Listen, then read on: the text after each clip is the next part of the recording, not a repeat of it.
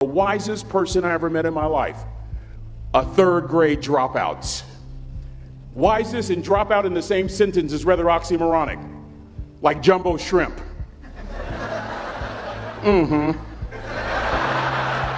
Like fun run, ain't nothing fun about it. Like Microsoft Works, y'all don't hear me. I used to say like country music, but I've lived in Texas so long, I love country music now. I hunt, I fish, I have cowboy boots and cowboy. Y'all, I'm a black neck redneck. Do you hear what I'm saying to you? No longer oxymoronic for me to say country music.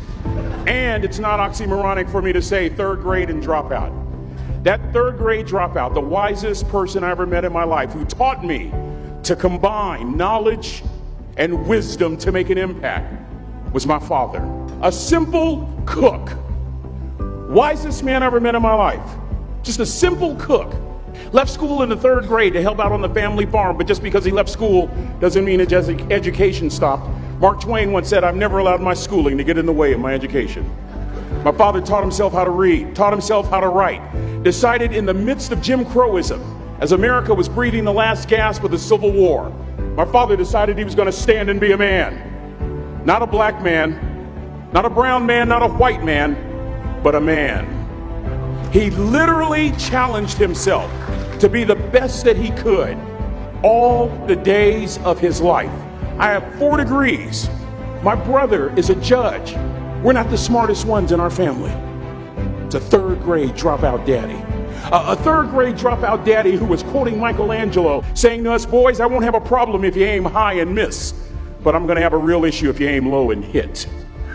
A country mother quoting Henry Ford, saying, "If you think you can or if you think you can't, you're right." I learned that from a third grade drop. Simple lessons. Lessons like these. Son, you'd rather be an hour early than a minute late. We never knew what time it was at my house because the clocks were always ahead. My mother said for nearly 30 years my father left the house at 3:45 in the morning. One day she asked him, "Why, Daddy?" He said, "Maybe one of my boys will catch me in the act of excellence. I want to share 2 things with you. Aristotle said you are what you repeatedly do. Therefore, excellence ought to be a habit, not an act." Don't ever forget that. I know you're tough, but always remember to be kind. Always. Don't ever forget that. Never embarrass mama. Yeah. If mama ain't happy, ain't nobody happy. If daddy ain't happy, don't nobody care. But you know, I'm trying to tell you. Next lesson. Lesson from a cook over there in the galley. Son, make sure your servant's towel is bigger than your ego. Ego is the anesthesia that deadens the pain of stupidity. Y'all might have a relative in mind you want to send that to. Let me say it again. Ego is the anesthesia that deadens the pain of stupidity. Pride is the burden of a foolish person. John Wooden coached basketball at UCLA for a living, but his calling was to impact people. And with all those national championships, guess what he was found doing in the middle of the week? Going into the cupboard, grabbing a broom, and sweeping his own gym floor. You want to make an impact? Find your broom. Every day of your life, you find your broom. You grow your influence that way. That way you're attracting people so that you can impact them. Final lesson. Son, if you're going to do a job, do it right. I've always been told how average I can be. Always been criticized about being average. But I want to tell you something.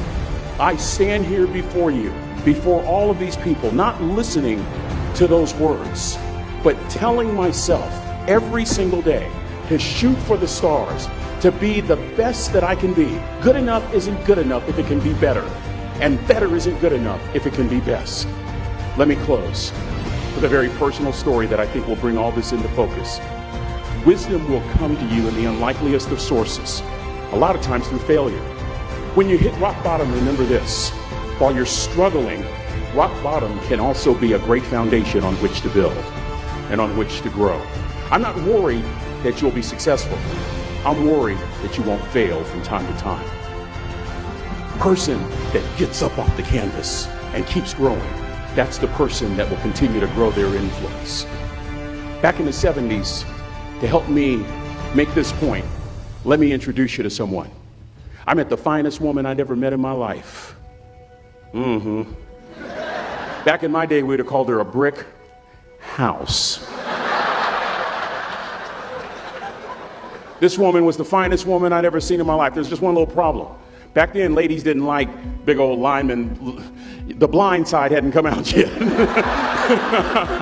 They like quarterbacks and running backs. We're at this dance, and I find out her name is Trina Williams from Lompoc, California. And we're all dancing, and we're just excited. And I decide in the middle of dancing with her that I would ask her for her phone number. Trina was the first one. Trina was the only woman in college who gave me her real telephone number. The next day, we walked to Baskin & Robbins ice cream parlor. My friends couldn't believe it. This has been 40 years ago, and my friends still can't believe it. We go on a second date, and a third date, and a fourth date. We drive from Chico to Vallejo so that she could meet my parents. My father meets her. My daddy, my hero, he meets her, pulls me to the side and says, "Is she psycho?" But anyway, we go together for a year, 2 years, 3 years, 4 years. By now, Trina's a senior in college. I'm still a freshman, but I'm working some things out. I'm so glad I graduated in 4 terms. Nixon, Ford, Carter, Reagan. So now it's time to propose. So I talk to her girlfriends, and it's California, it's in the 70s, so it has to be outside. You have to have a candle, and you have to have, some chocolate. Listen, I'm from the hood. I had a bottle of Boone's Farm wine. That's what I had. She said yes. That was the key. I married the most beautiful woman I'd ever seen in my life. Y'all ever been to a wedding, and even before the wedding starts, you hear this? How in the world? And it was coming from my side of the family.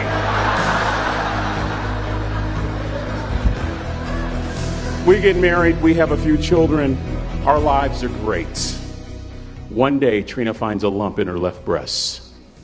Breast cancer. 6 years after that diagnosis, me and my 2 little boys walked up to Mommy's casket. And for 2 years, my heart didn't beat. If it wasn't for my faith in God, I wouldn't be standing here today. If it wasn't for those 2 little boys, there would have been no reason for which to go on. I was completely lost. That was rock bottom. You know what sustained me? The wisdom of a 3rd grade dropout. The wisdom of a simple cook. We're at the casket. I'd never seen my dad cry. But this time I saw my dad cry. That was his daughter. Trina was his daughter, not his daughter-in-law. And I'm right behind my father, about to see her for the last time on this earth. And my father shared 3 words with me that changed my life right there at the casket. It would be the last lesson he would ever teach me. He said, "Son, just stand. You keep standing. You keep standing, no matter how rough the sea, you keep standing." And I'm not talking about just water. You keep standing. No matter what, you don't give up. And as clearly as I'm talking to you today, these were some of her last words to me. She looked me in the eye and she said, "It doesn't matter to me any longer how long I live. What matters to me most is how I live." I ask y'all one question, a question that I was asked all my life by a 3rd grade dropout. How you living? How you living? Every day ask yourself that question, how you living? Here's what a cook would suggest you to live this way. That you would not judge, that you would show up early, that you'd be kind, that you'd make sure that that servant's towel is huge and used, that if you're going to do something, you do it the right way. That cook would tell you this, that it's never wrong to do the right thing, that how you do anything is how you do everything. And in that way, you will grow your influence to make an impact. In that way, you will honor all those who have gone before you, who have invested in you. Look in those unlikeliest places for wisdom. Enhance your life every day by seeking that wisdom and asking yourself every night, how am I living? May God richly bless y'all. Thank you for having me.